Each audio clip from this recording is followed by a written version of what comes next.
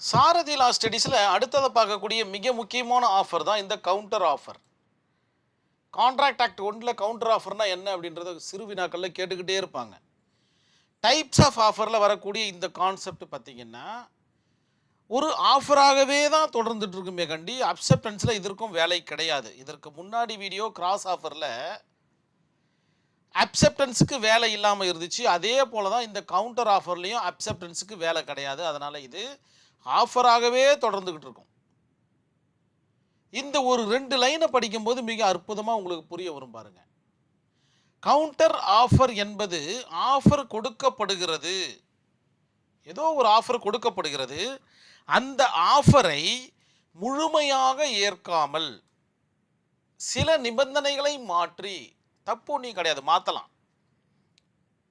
ஒரு கான்ட்ராக்ட் முடிவடைவதற்கு முன்னாடி எத்தனை நிபந்தனை வேணாலும் சேர்த்து கொள்ளலாம், எத்தனை நிபந்தனை வேணாலும் நீக்கி கொள்ளலாம். ஸோ அந்த மாதிரி சில நிபந்தனைகளை மாற்றி மற்றொரு ஆஃபர் செய்யப்படும் நிகழ்வு தான் இந்த கவுண்டர் ஆஃபர் அப்படின்ற மாதிரி சொல்லப்படுது. இந்த இடத்துல கட்டம் கட்டி காண்பிக்கப்பட்டிருக்கு பாருங்க. Counter offer equal to original offer is rejected. நல்லா புரிஞ்சுக்கணும் நீங்க.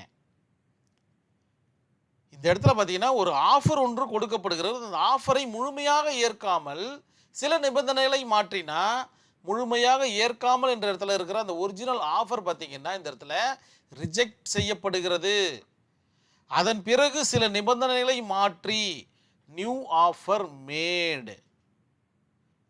இந்த ஒரு இல்லுஸ்ட்ரேஷனை படிக்கும்போது மிக அற்புதமாக புரிய வரும் பாருங்க. கவுண்டர் ஆஃபர் மனசில் அப்படியே நிற்க போது பாருங்க உங்களுக்கு. ஏ என்கின்ற நபர் தனது சைக்கிளை ரூபாய் 1000 விற்க ஆஃபர் கொடுக்கிறார். இந்த சைக்கிளை பார்த்தீங்கன்னா 1000 ரூபாய் கொடுக்கறதுக்கு ஏ என்கின்ற நபர் பார்த்தீங்கன்னா ஆஃபர் கொடுக்குறாரு. ஆனால் பி என்கின்ற நபர் அந்த சைக்கிளை ரூபாய் 800 வாங்குவதாக கூறுகிறார். 800 நான் வாங்கிக்கிறேன், 200 பார்த்தீங்கன்னா நெகோசியேட் பண்ணுங்க அப்படின்ற மாதிரி கேட்குறாரு. இங்கு ஆஃபருக்கு மற்றொரு ஆஃபர் எழுகிறது பாருங்க. ஏ என்பவர் பார்த்தீங்கன்னா 1000 ரூபாய்க்கு இந்த சைக்கிளை விற்கிறாரு. பி என்பவர் பார்த்தீங்கன்னா 800 ரூபாய்க்கு இந்த சைக்கிளை வாங்கிக்கிறேன்னு சொல்கிறாரு. இந்த இடத்துல அக்செப்டன்ஸுக்கு வேலையே இல்லை பாருங்க, நோட் பண்ணணும் நீங்கள். ஏ என்கின்ற நபர் 1000 ரூபாய்க்கு சைக்கிளை விற்கிறார் என்றால் பி என்கின்ற நபர் அப்படியே அதை ஒற்றுக்கொண்டால் அது அக்செப்டன்ஸாக கருதப்படும். ஆனால் இந்த இடத்துல ஆஃபருக்கு இன்னொரு ஆஃபரை ஒன்று விடுறாங்க. ஓல்டு ஆஃபருக்கு நியூ ஆஃபர் ஒன்று வருது. நீங்கள் 1000 ரூபாய்க்கு விற்கிறேன்னு சொன்னீங்க, அதை நான் 800 ரூபாய்க்கு வாங்கிக்கிறேன்னு இன்னொரு ஆஃபரை கொடுக்குறாரு. இதற்கு பெயர் தான் கவுண்டர் ஆஃபர். இதையே கவுண்டர் ஆஃபர் என்கிறோம். இதை ஏ ஒப்புக்கொண்டால் முதல் ஆஃபர் இறந்துவிடும். ஏ பார்த்தீங்கன்னா அந்த 800 ரூபாய் ஒத்துக்குச்சின்னா இந்த 1000 ரூபாய்க்கு கொடுத்த அந்த முதல் ஆஃபர் பார்த்தீங்கன்னா ஆட்டோமேட்டிக்காக இறந்து போயிடும், செத்து போயிடும். இப்போ இருக்கக்கூடிய ஆஃபர் என்ன? 800க்கு உண்டான ஆஃபர் தான் இருக்குது. பியின் ஆஃபர் உயிர் பெற்று எழுகிறது. 800க்கு உண்டான ஆஃபர் பார்த்தீங்கன்னா உயிர் பெற்று எழுகிறது, அதுவே ஒப்பந்தம் ஆகிறது. இவ்வளோதான் விஷயம். ஒரு சின்னதாக ஒரு டயக்ராம் பாருங்கள். ஏ பி ஆஃபர் கொடுக்குதா, அதே மாதிரி பி ஒரு ஆஃபர் கொடுக்குதா. இது 1000 ரூபாய்க்கு ஆஃபர் கொடுக்குது, இது 800க்கு ஆஃபர் கொடுக்குது. இதற்கு பெயர் தான் கவுண்டர் ஆஃபர். இந்த கேஸ் ஸ்டடியை படித்தா இன்னும் கொஞ்சம் தெளிவாக புரிய வரும். ஹைடு வெர்சஸ் ரெஞ்ச் இன் 1840 நடந்த ஒரு வழக்கு என்ன சொல்ல வருது அப்படின்னு பார்த்தீங்கன்னா, ரெஞ்ச் பார்த்தீங்கன்னா தனது பண்ணையை 1000 யூரோ பொருள்களுக்கு விற்க ஒரு ஆஃபர் கொடுக்குறாரு. ஹைடு என்ன பண்ணுறாருன்னு பார்த்தீங்கன்னா 950 யூரோக்கு நான் வாங்கிக்கிறேன் அப்படின்னு ரெஞ்சுக்கு இன்னொரு ஆஃபர் கொடுக்குறாரு. ஸோ இந்த இடத்துல கவுண்டர் ஆஃபர் எழுது.